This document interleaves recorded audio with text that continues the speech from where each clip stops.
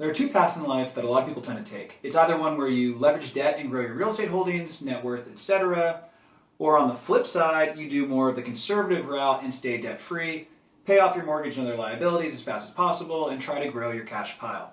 Honestly, neither approach is wrong. It depends on what kind of person you are, and the simplest way to figure out where you fall in that spectrum is to look at what kind of credit card situation makes the most sense for you, because this will also apply to other kinds of debt as well. So this article dropped on Yahoo yesterday, and it's meant to seem like a bad headline. But is it? I mean, after all, credit cards have a negative connotation, but if you use them right and pay off your balance each month, they can actually benefit you. I run all of my purchases outside of my mortgage through my credit cards. It helps to not only track all of my expenses, which is more harder to do if you're only using cash, but it also helps me get points and cash back on purchases, which really can add up. For context, I put $14,954.21 on my credit cards last month, but I paid them off completely before the end of the month. Paying off the card each month on time also really helps my credit score, which is currently in the 800s. You see, I don't spend what I don't have, so I consistently monitor my bank accounts and have several months of expenses in my savings as a fallback. For everything I've spent on my credit cards each year, I have paid no interest because I pay them off before it actually accrues. Now, there are some people who shouldn't use credit cards, and let's talk about who would fall in that category. For starters, one of the absolute most important aspects of a credit card is paying it off each month on time and watching your spending. If you do not have the self-control or the means to pay it off each month, then you should only have a credit card on hand for emergency situations, such as an unexpected hospital trip or something serious like that. If you are in that situation, make sure the credit card does not have an annual fee, since you will not be using it and you're really only using it for emergencies.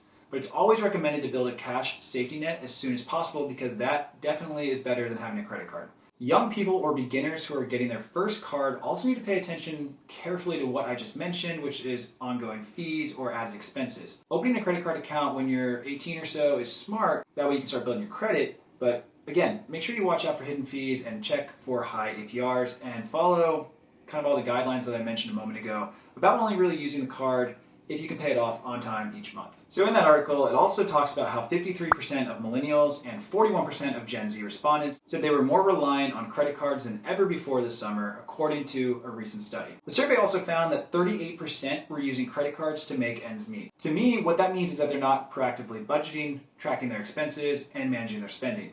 And the best thing that they could do in that situation is to limit their spending and cut down on unneeded and unessential expenses. What do I mean by that? What are some essentials? Well, 3 examples would be food, shelter, and transportation to a job that actually brings in money. Again, credit cards are great in emergency situations if you do not have enough money in the bank and it's truly an emergency. But they shouldn't act as a weekly or monthly crutch for overspending, as this can quickly escalate into a snowball effect and increase your debt quickly. A cash reserve is by far superior to a credit card, and you really need to keep that in mind.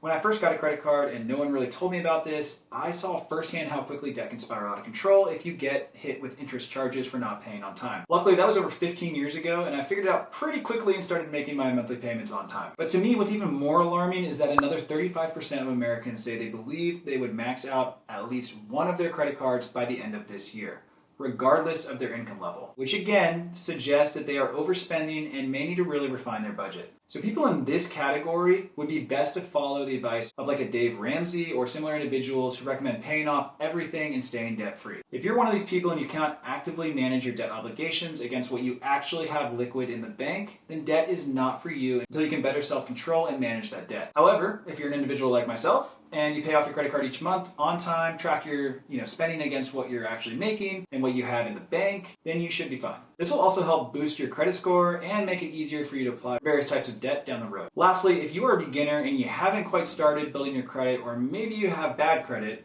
I did a whole video on how you can actually fix your credit and build your credit, and you can find that by clicking the link above. Well guys, I hope this video was helpful and shed some insight into what type of person you may be. It doesn't mean you'll be locked into that situation for life. It just means you may need to actively monitor your spending habits before you make a switch one way or another. That's it for today's video though. Please consider subscribing if you don't already, and I'll be sure to see you next time.